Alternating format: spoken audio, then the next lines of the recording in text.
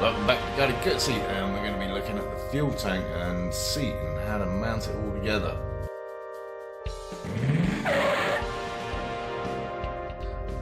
And we're going to be doing all that before we spray the tank, obviously, because we don't want to damage our paint.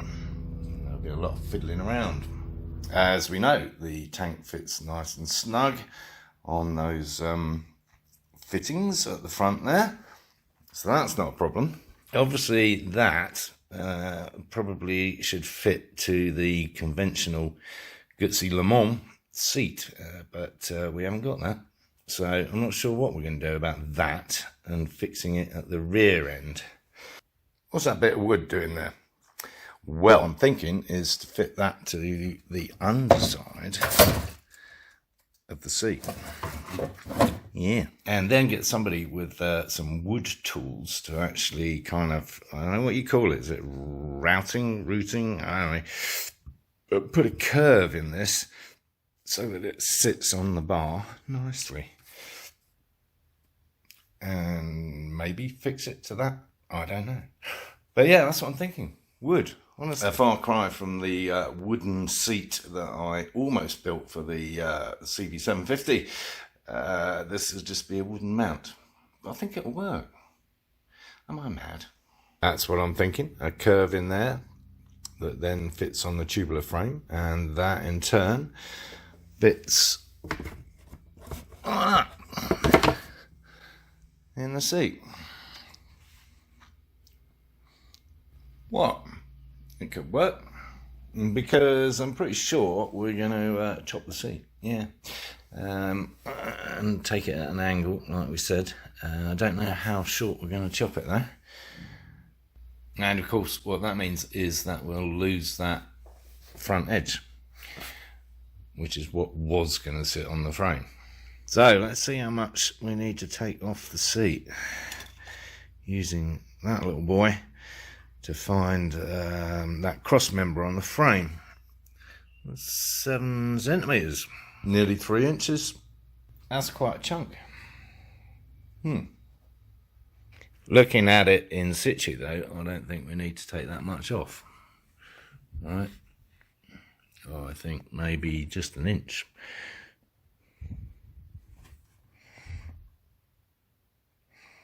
Well, apparently my handyman friend hasn't got a special tool for doing such things to pieces of wood. And then I came up with a better idea. Yes, plastic tubing fixed to the wood. It's a 1-inch tube, so it's slightly smaller than the 30mm. And as you can see, I've cut a little section out. And not only does it fit, but it grips. That's good, isn't it? Oh, I'm clever.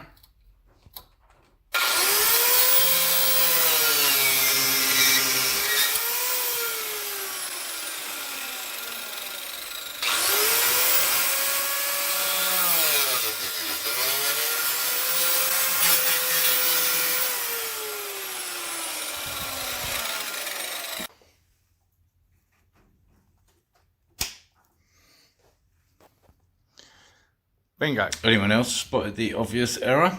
Or problem, issue, whatever you want to call it? Yeah, they're going to show, aren't they? Should have got a clear pipe. Anyway, jumping ahead of the game, this is what I'm thinking sticker-wise. I've got a lot of these, so I can afford to just stick them on, see what they look like. Meanwhile, just trying to work out how much we need to take off the seat, because I think I still want to try and hinge it on that back mount on the frame there somehow. Not sure how yet either, but we certainly want to kind of prop it up there, and I wanted that to be at the very back of the seat. So it does look like about 3 inches to come off, which I thought was excessive, but maybe it's not.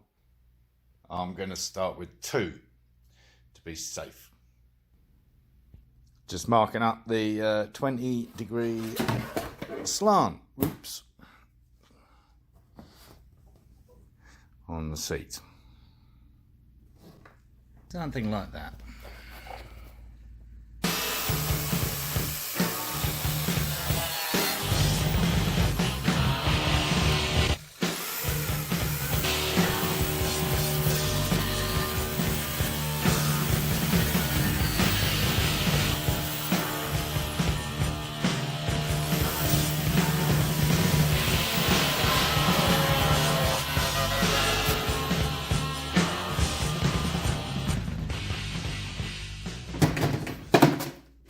And there we have it. Well, I think that's about right.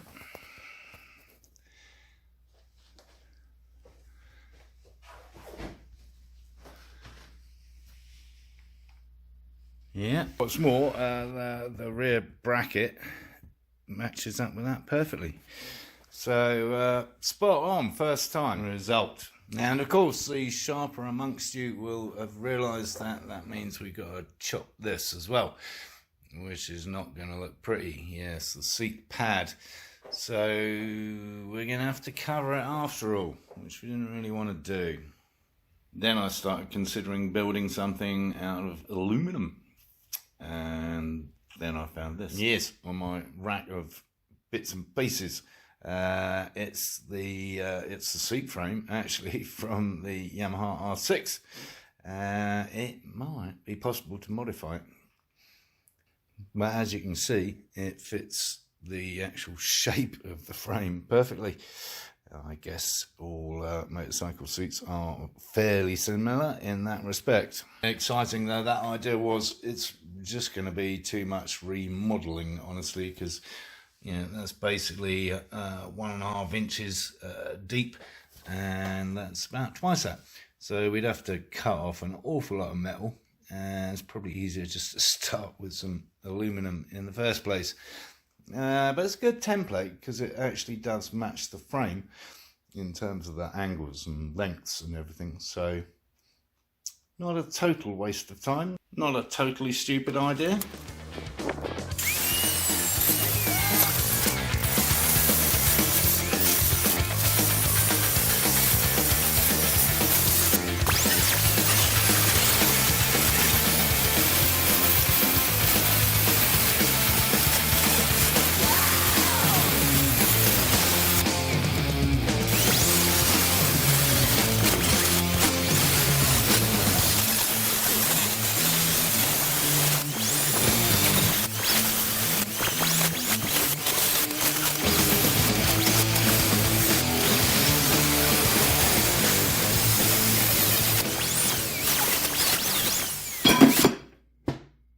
Yes, I decided to do it anyway, just because it might be simpler. We'll see. So that's what we're left with. What we're going to do is get some aluminum L-shaped stuff like that. We've got plenty of it, right? And we're going to bolt it up there, and that will bolt to the seat. And yeah. Well, that's the idea. We're going to start there and see where it takes us, as usual. You get the idea.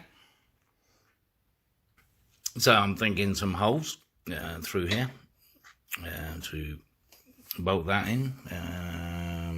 Maybe plastic clips at the front, I don't know. And don't know what else yet. Haven't really thought it through yet. Well, this idea of mine is coming together quite nicely, crazy though be it. So what I've got here is a little bar, threaded bar here, which obviously we need to mount to the frame somehow, which will allow the seat to actually hinge at the front there. And at the back here, it snugs down just really perfectly. The width is absolutely spot on that original bracket on the frame there, and I don't think we need anything else there. It will just snug down on that. We don't need any device to hold it in place there. So that's cool. We're going to have a seat that tips up. Time to investigate our box of goodies, see what we can hinge it with. This in itself is quite a major project all on its own. because not least of all, I want to make it look half decent and not totally Heath Robinson.